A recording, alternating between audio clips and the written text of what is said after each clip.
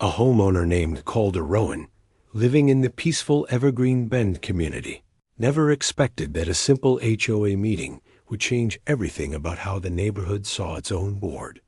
Calder had been dealing with minor frustrations from the HOA for months, warning notices about harmless decorations, reminders about recycling bins left out for just a few extra minutes, and nitpicking comments about the shade of paint on his porch railing.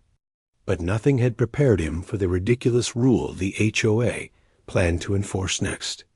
The rumor was that the board wanted every homeowner to repaint their mailbox in a specific shade called morning frost gray, and that any grass taller than exactly 2.75 inches would result in escalating fines.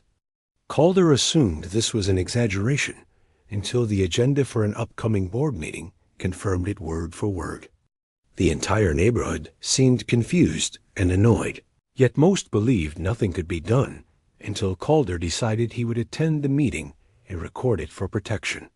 What he didn't know was that what he captured would soon go viral. When Calder arrived, the board was already defensive.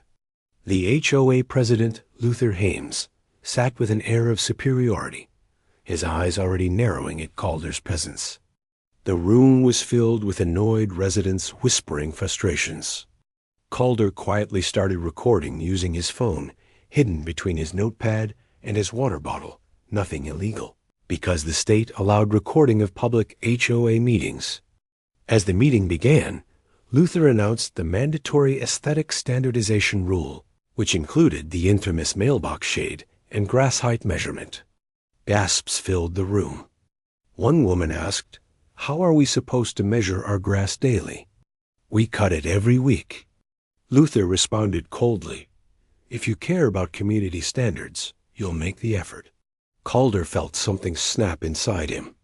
He knew they had gone too far. The board continued discussing enforcement measures, revealing they planned to fine homeowners between $50 to $250 per violation per day, and that inspectors would begin walking around the neighborhood with digital rulers and color swatches. Residents began raising their voices, questioning the sanity of such decisions. Instead of listening, the board became increasingly hostile. Luther declared anyone opposing the rule was a threat to property value. Calder's camera caught every second. The tone became shocking, arrogant, and unprofessional. Calder realized the board wasn't just enforcing ridiculous rules, they were abusing their authority. As the room erupted into arguments, Luther threatened to close the meeting entirely, claiming residents were out of control. Calder quietly ended his recording, knowing he had captured something explosive. He didn't yet realize just how explosive it would become once he uploaded the video online. When Calder reached home after the chaotic meeting, he sat at his desk replaying the footage. Every second felt more unbelievable than the last. The arrogance, the dismissive tone, the absurdity of discussing mailbox colors with the seriousness of national security. What really shocked him, though, was the moment when Luther claimed the board had the power to revoke privileges from non-compliant homeowners, despite no such clause existing in the community bylaws. Calder knew this wasn't just a bad rule, it was a violation of homeowner rights. He uploaded the video anonymously to a neighborhood community forum first, just to see what would happen. Within 30 minutes, the post exploded with comments.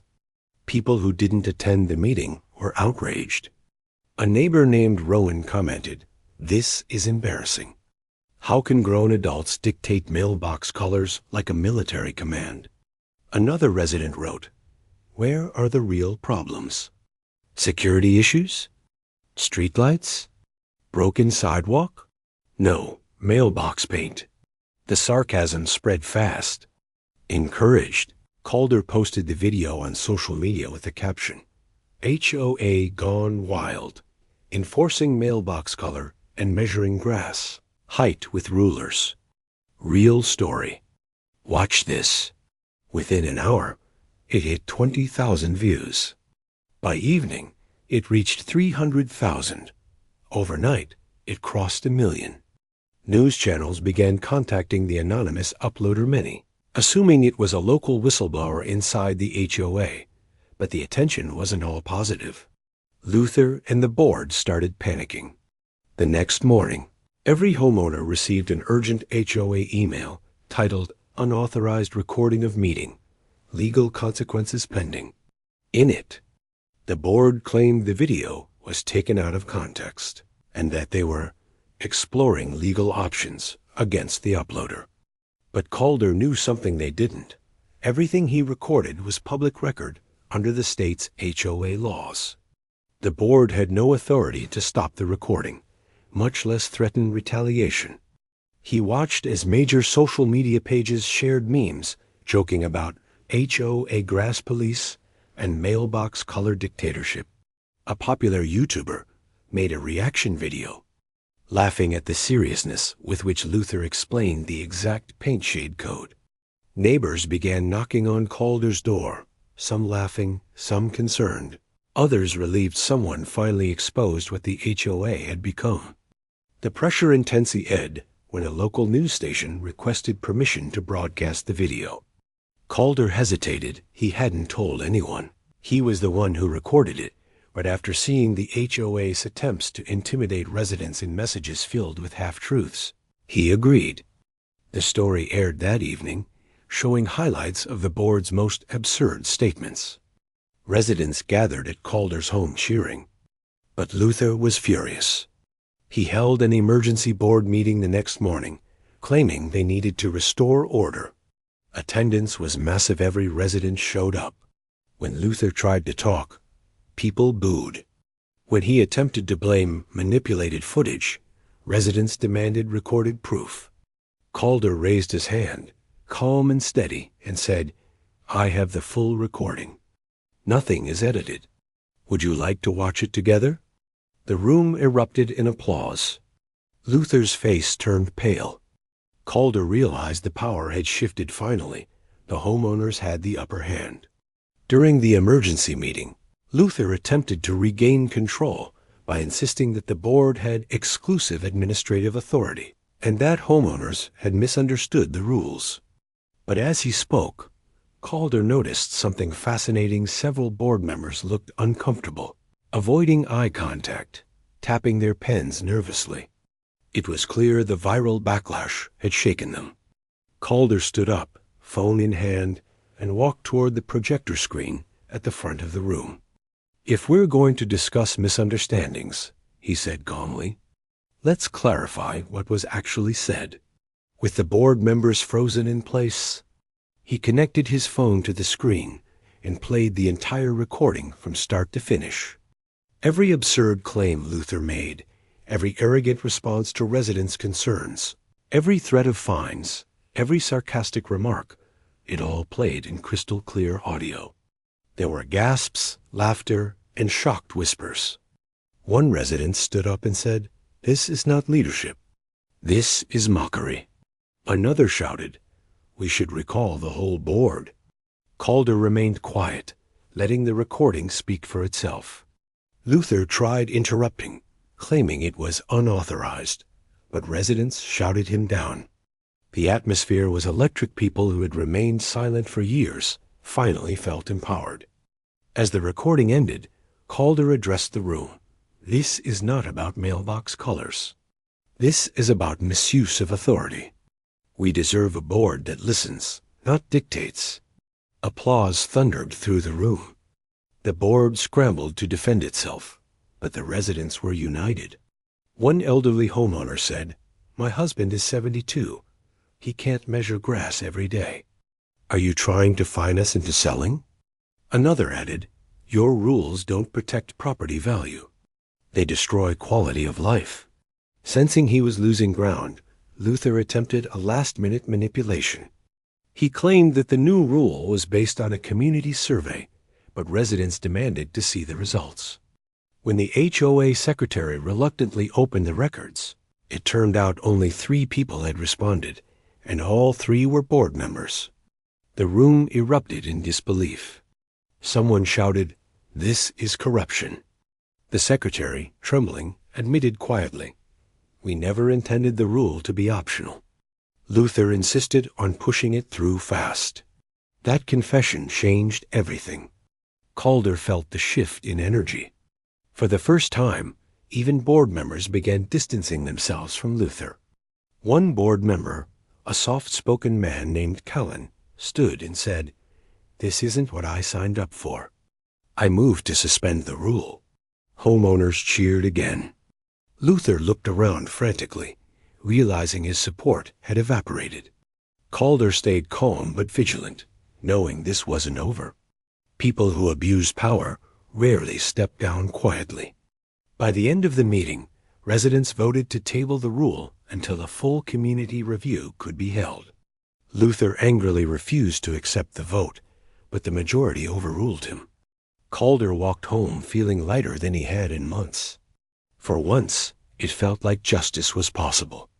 But he suspected Luther wasn't finished, and the next few days would prove him right.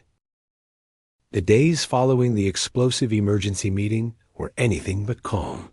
Calder noticed an unusual silence from the HOA board, no emails, no warnings, no announcements. It was the kind of silence that didn't feel peaceful but predatory, like the moment before a storm where the air feels too still. Neighbors whispered that Luther had been seen pacing around the HOA office late at night, lights on past midnight, shuffling through documents. Others said he was calling emergency board discussions without inviting homeowners. Calder knew Luther well enough by now to recognize what was happening. Retaliation had begun. On the fourth morning after the meeting, Calder woke up to find a bright yellow violation notice taped to his door. The offense listed, "Trash bin visible for 14 minutes after pickup." Calder stared at the notice, almost laughing. 14 minutes. It was clear this was targeted, but he wasn't the only one. His neighbor Rowan received a violation for grass blades slightly uneven. Another neighbor for garden hose not coiled according to HOA standard. It was absurd, petty, and transparent. The board had weaponized the rulebook. But Luther made a fatal mistake. He underestimated how united the homeowners had become. Instead of backing down, the residents started taking pictures of all the violations happening openly around the neighborhood. That the board ignored: Luther's cousin parking on the street overnight, Callan's friend leaving tools in the driveway, the HOA treasurer's dog running off leash. The hypocrisy spread like wildfire once posted in the community group. People were done being afraid. Calder decided to act strategically. He filed a formal request for all HOA rule enforcement logs for the past year, citing state transparency laws. The board tried to stall, but legally they had no choice. Records had to be released within 5 business days. When the documents finally arrived, Calder spent 6 hours analyzing them and found what he suspected: 90% of warnings issued in. The last 8 months were to only 7 homeowners, the same 7 who previously opposed Luther's rule changes publicly. It was proof of targeted harassment. He compiled everything: violation logs, dates, inconsistencies, screenshots, video clips, and witness statements. Then he shared the entire file with the community under the title, "Pattern of HOA Abuse, Full Breakdown." Within minutes, the file went viral across local pages. Neighbors were in shock, not just because of the abuse, but because everything was so well documented. Luther responded with an angry email titled, "Harassment of the board will not be tolerated," but no one took him seriously anymore. That night, Calder received a message from a local journalist who had covered his first viral video. She said, "This is bigger than mailbox colors. You may want to talk on record." Calder hesitated. He didn't like attention, but he knew speaking out might protect the entire neighborhood from further abuse. He answered, "Yes, let's do it." The storm had officially begun. The local news segment aired 2 nights later, and it was far more explosive than Calder expected. The headline read, "HOA Under Fire. Residents Claim Months of Targeted Harassment."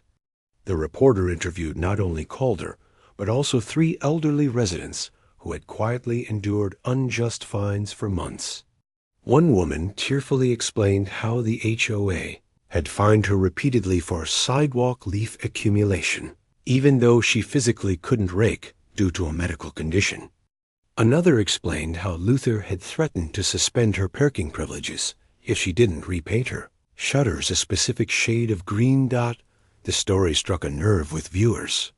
People across the city commented hundreds of times, sharing stories of their own HOA nightmares. Hashtags began spreading. Hashtag HOA abuse. Hashtag let residents laugh. Hashtag power trip board. Calder watched in disbelief as his neighborhood, once silent and divided, became a symbol of resistance against overreaching HO as everywhere. The next morning, the HOA office was surrounded by homeowners demanding answers. Luther attempted to calm them by blaming misunderstandings and media exaggeration, but residents weren't buying it.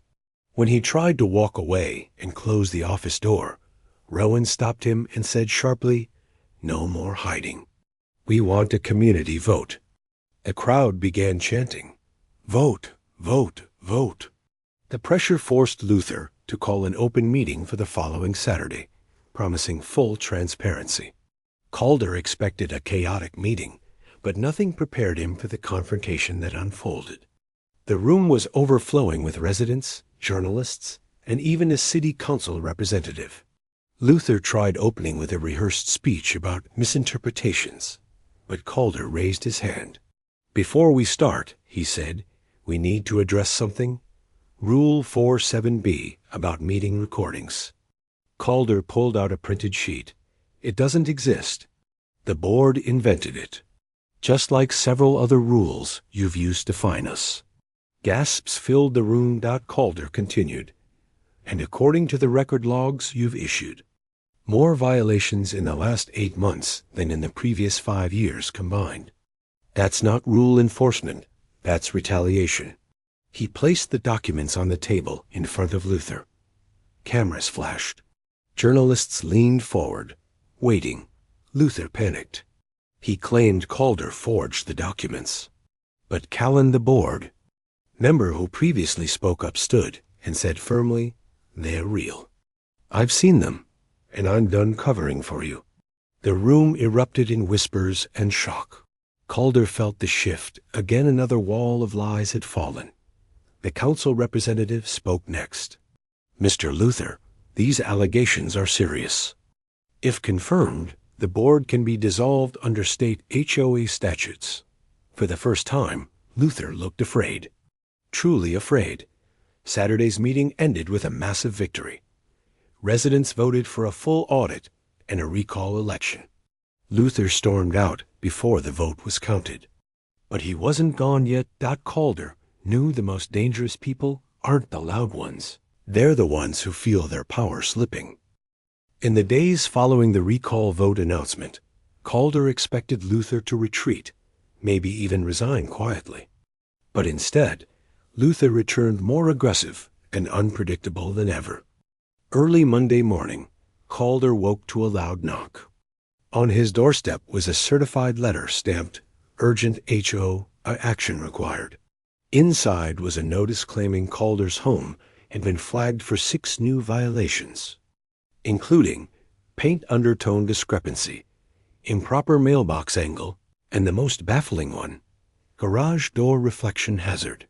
Calder stared at the document, realizing immediately that Luther was no longer trying to hide the retaliation. He was broadcasting it. But Calder wasn't the same man he was months ago. He now had allies, a growing following, legal support, and more documentation than Luther could ever counter.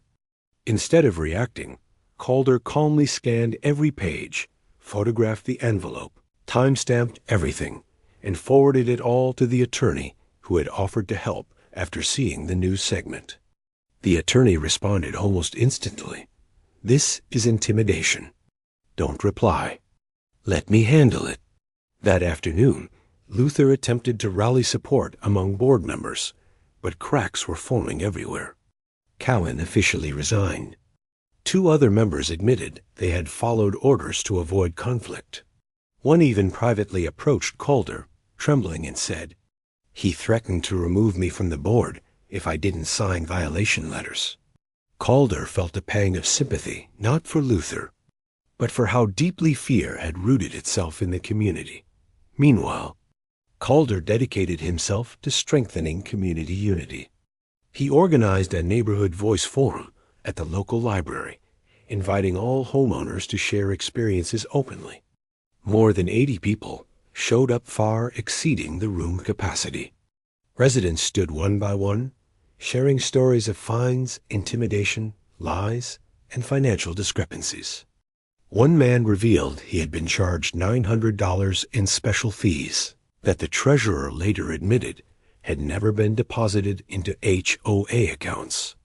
Another homeowner shared that she'd been denied access to financial reports multiple times, even though legally she was entitled to see them. The turning point came when a single mother named Ivy stood at the front with her 10-year-old daughter. With shaking hands, she explained how Luther threatened her with eviction over a front yard tricycle violation, claiming toys weren't allowed outside. Her daughter buried her face in Ivy's sleeve, crying from embarrassment. Calder felt his chest tighten. It wasn't just about wrong rules anymore. It was about the impact on people who deserved better. The next morning, the attorney representing several homeowners sent a formal cease and desist letter to the HOA board, demanding an immediate halt to all retaliatory violations. The letter warned that continued harassment would result in a civil lawsuit and a request for an injunction. Luther exploded.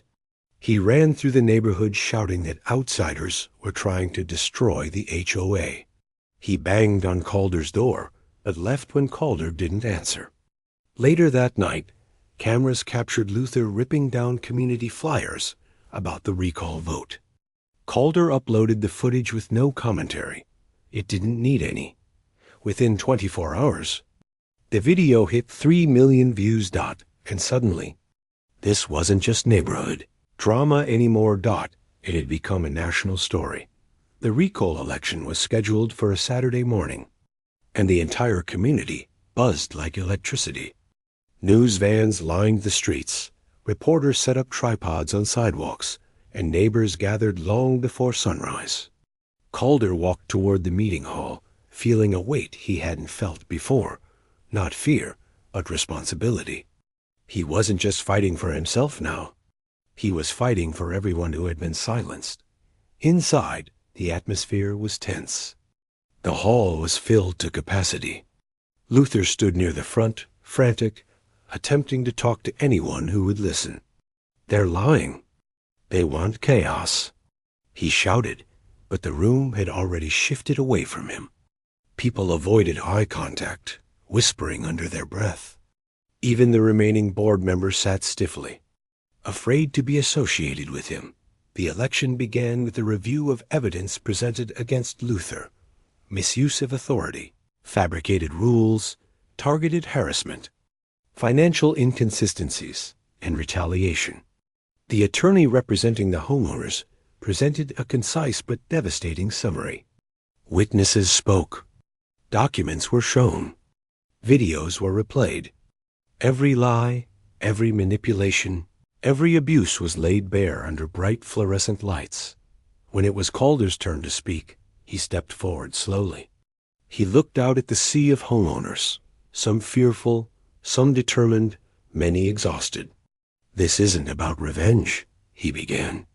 "This is about restoring trust. HOAs are supposed to protect us, not control us. We deserve fairness, transparency, and respect, not fear." The room fell silent. Even Luther stopped muttering. Calder continued, "We don't need perfect leadership. We need honest leadership." When the voting began, the tension was suffocating. People lined up in rows, submitted their ballots, and waited. Luther paced back and forth like a cornered animal. Calder stood with his arms crossed, breathing slowly, grounding himself. After an hour, The results were ready. The head of the election committee stepped forward with a paper in hand. By a vote of 138 to 9, Luther Hart is officially removed as HOA president. Gasps echoed through the hall. Some cheered. Some cried. Luther shouted, "This is fraud, fraud," before storming out of the hall. But this time, no one followed him. Immediately after the recall, a temporary leadership team was formed, including Rowan, Ivy, and Callan people the community trusted. Their first act was filing a financial audit request and freezing all enforcement actions until further review. Walking home, Calder felt lighter than he had in months. Not because he had won, but because the neighborhood finally had hope again. The chickens had come home to roost, not for the residents, but for the man who spent months abusing his power. That evening, Calder uploaded one final video, a calm, thoughtful explanation of the recall process, encouraging other communities to stand up against abusive HOAs. It wasn't dramatic or angry. It was hopeful, and it resonated within hours. The video hit 2 million views. For the first time, the neighborhood stood united not under fear, but under freedom. And Calder finally stepped outside his door, looked around at the peaceful street, and felt the simple joy of belonging again.